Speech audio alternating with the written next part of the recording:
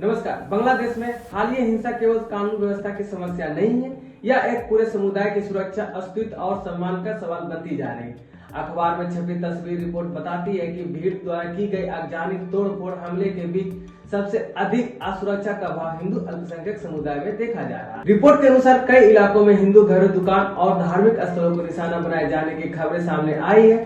डर का माहौल इतना गहरा है कि परिवार रात जगकर गुजारने को मजबूर है। महिलाएं और बच्चे भय के साए में जी रहे हैं। यह सिर्फ संपत्ति का नुकसान नहीं, मानवीय गरिमा पर हमला है। भारत और बांग्लादेश का रिश्ता केवल कूटनीति तक सीमित नहीं है, यह इतिहास, सांस्कृतिक, मानवीय रिश्ता से जुड़ा है। जब पड़ोसी देश में हिंदुओं पर हिंसा होती है तो इसका असर भारत में स्वाभाविक रूप से भावनात्मक और सामाजिक स्तर पर पड़ता है।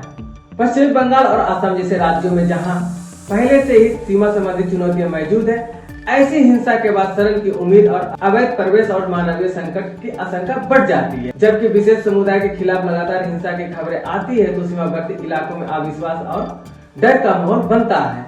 यह स्थिति शांति और सौहार्द के लिए खतरा बन सकती है।